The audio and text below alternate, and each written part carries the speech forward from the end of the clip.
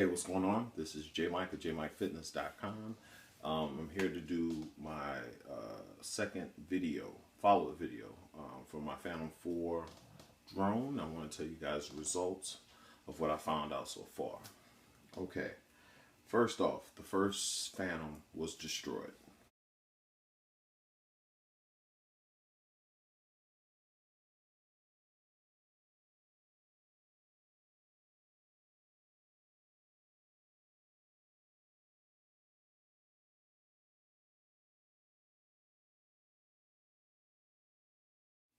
It crashed on 3 different occasions in about, I think I put up about 4 hours of actual flight time.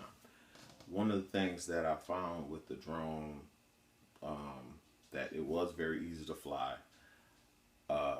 very responsive, very easy. Where I actually made mistakes in flying the drone was with the different flight zones or flight modes, and not understanding obstacle avoidance and what it actually means. One of the key features and one of the reasons why I actually got this is due to the fact that I'm going to use this drone a lot differently than most people will use this. I'm using more of a GoPro type of feel and capturing video for athletic skills. So I'll probably leave a couple of clips on how I've used the drone so far. I'm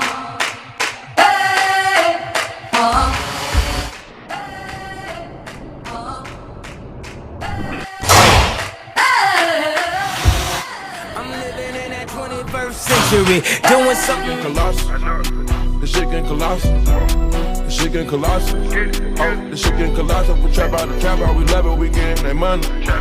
We trap out the trap out, you know that we love it, we getting that money. This shit getting colossal.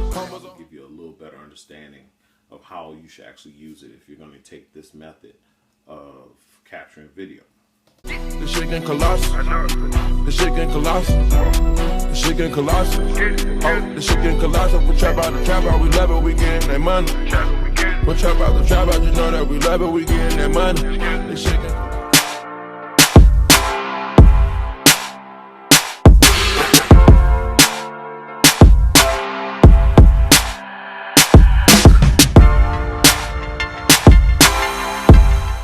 Okay, in one scenario is that when you're looking at the drone or whatever, at first I was initially kind of confused by the sensors.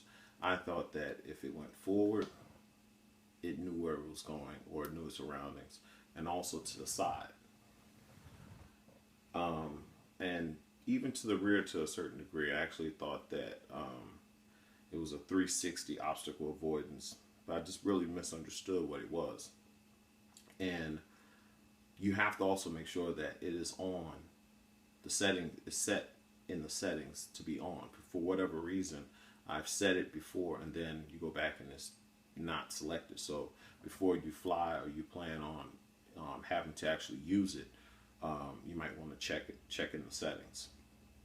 But in the one particular instance, I wanted to use the follow me mode or the active mode in a gym, and the gym is actually really, really small.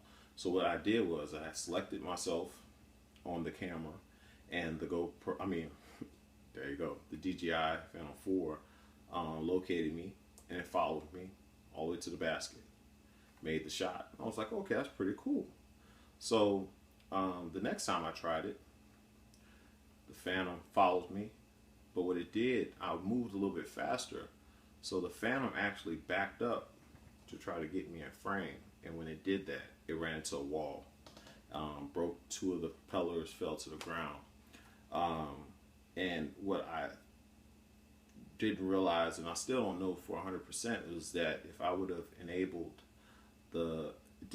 disabled the Phantom to fly backwards, would it still tried to back up and trying to follow me in that particular mode? I still need to find out, but I just don't want to crash it in the process. Also, this is actually my second drone because I also had the gimbal malfunction and overload, as well as something happened with the memory card where it wouldn't save. I couldn't record video anymore. So So I just brought it back to the Apple store and they gave me a new one. So I got lucky in that situation. Another thing is that putting the propellers on, I thought I secured them pretty well. Obviously I didn't, because it took off. Two of the propellers flew off and it crashed. But it crashed like 1.5 feet off the ground, so it really wasn't that bad. So all in all, I think that I've made enough mistakes with this drone as well as the unique 500 4K to where I shouldn't be making these mistakes in the future, and hopefully I make a lot better video and make better choices. But I will say is that you need to fly often, just to get a feel of the controls to where you understand why and how you're actually using the drone for your footage. But I'm gonna leave you guys with some video to see how I'm actually using the drone, and see if you guys can follow my progress as I continue to try to be the world's greatest athlete at 6'1", 38 years old, and 285 pounds.